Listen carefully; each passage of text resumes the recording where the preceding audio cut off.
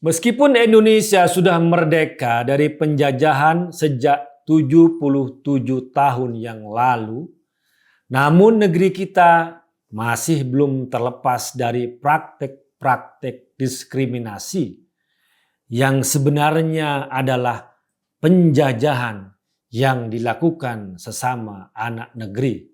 Tak sedikit orang didiskriminasi karena pilihan agama, pilihan aliran keagamaan, diskriminasi karena suku dan adatnya, diskriminasi karena masalah gendernya, diskriminasi karena status sosial, dan lain sebagainya. Memperingati Hari Kemerdekaan Republik Indonesia ke-77 ini, mari kita bersama-sama berjuang melawan diskriminasi. Fatwa itu pendapat. Fatwa bisa didebat. Fatwa tidak mengikat. Fatwa itu opini, tidak suci, meniscayakan toleransi. Dan sebaik-baik fatwa, suara hati nurani. Inilah Fatwa Guntur Romli. Assalamualaikum warahmatullahi wabarakatuh. Salam sejahtera untuk kita semua. Shalom, shalom alaikum, Om Swastiastu, Namo Buddhaya, Rahayu, Salam Nusantara. Dalam Undang-Undang Republik Indonesia Nomor 39 Tahun 1999 tentang Hak Asasi Manusia (HAM), Pasal 1 Ayat 3 disebutkan, diskriminasi adalah setiap pembatasan, pelecehan, atau pengucilan yang langsung ataupun tak langsung didasarkan pada pembedaan manusia atas dasar agama, suku, ras, etnik, kelompok, golongan, status sosial, status ekonomi, jenis kelamin, bahasa, keyakinan politik yang berakibat pengurangan, penyimpangan, atau penghapusan pengakuan, pelaksanaan atau penggunaan hak asasi manusia dan kebebasan dasar dalam kehidupan baik individual maupun kolektif dalam bidang politik, ekonomi, hukum, sosial, budaya, dan aspek kehidupan lainnya.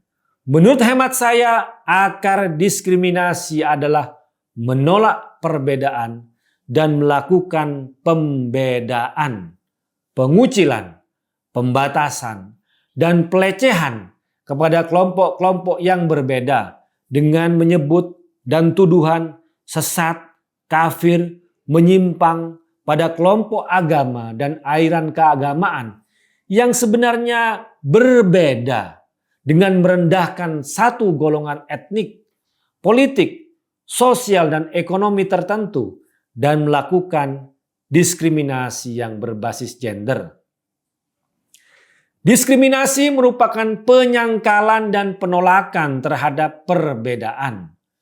Diskriminasi adalah pembedaan, membeda-bedakan anasir-anasir yang ada dalam perbedaan itu, mengangkat yang satu dan menjatuhkan yang lain, mengagungkan satu pihak, merendahkan pihak yang lain, fanatik pada satu golongan, membenci golongan yang lain. Diskriminasi bertentangan dengan prinsip-prinsip kemuliaan agama apapun yang mengakui perbedaan, kesetaraan, keadilan, kasih sayang, dan mencintai pihak yang lain. Bagaimana kita bisa berjuang melawan diskriminasi dan bisa merdeka dari diskriminasi? Ada beberapa prinsip untuk gerakan perjuangan anti diskriminasi. Pertama, perbedaan adalah ketentuan dan penetapan dari Tuhan. Lebih dari itu, hanya Tuhan yang satu, selainnya berbeda-beda. Penyangkalan terhadap perbedaan hakikatnya penolakan terhadap ketentuan Tuhan itu sendiri.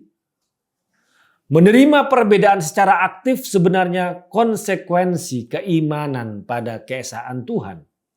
Kedua, pengakuan terhadap kemuliaan manusia. Tuhan memuliakan manusia dari sisi bentuk fisik dan asal-usul kehidupannya, yaitu ruh yang berasal dari Tuhan. Manusia adalah makhluk mulia karena Tuhanlah yang memuliakan manusia. Kemuliaan manusia ini tidak bisa dirampas oleh siapapun. Oleh karena itu, manusia harus memuliakan manusia lainnya, memanusiakan manusia. Keimanan dan kepercayaan seseorang hanya akan menjadi seperangkat yang abstrak apabila tidak berwujud pada tindakan manusia yang memuliakan manusia yang lain. Makanya keimanan dalam Islam, agama yang saya percayai, identik dengan laku yang baik, berbuat adil, peduli, dan bisa bermanfaat terhadap sesama manusia. Ketiga, pengakuan terhadap kebebasan dan menghargai pilihan.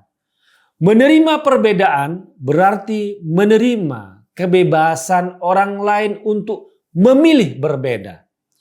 Diskriminasi merupakan bentuk penolakan terhadap pilihan orang lain, serta mengucilkan orang atas dasar pilihannya.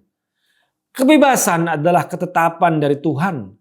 Kebebasan adalah asas dari tanggung jawab seseorang, tanggung jawab manusia. Tanpa kebebasan, seseorang tidak bisa ditagih tanggung jawabnya. Bagaimana mungkin menagih seseorang kalau ia tidak diberi kebebasan dan pilihan? Keempat, pengakuan terhadap kesetaraan dan keadilan. Tuhan menciptakan manusia berbeda-beda. Suku, ras, bangsa, bahasa, adat istiadat, keyakinan, dan kepercayaan.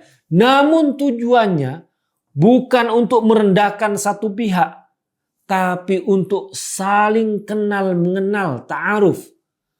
Membeda-bedakan dan merendahkan manusia berarti pelanggaran terhadap prinsip kesetaraan manusia yang ditetapkan langsung oleh Tuhan.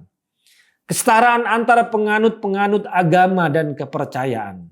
Kesetaraan gender antara laki-laki dan perempuan. Kelima, pengakuan terhadap kasih sayang dan tanpa kekerasan.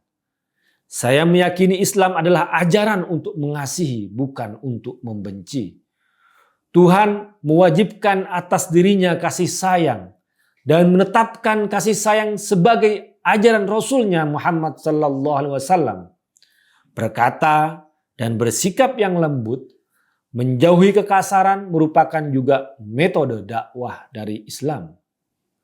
Tidak melakukan diskriminasi artinya terpenuhnya dan memenuhi kasih sayang pada diri sendiri dan pada orang lain.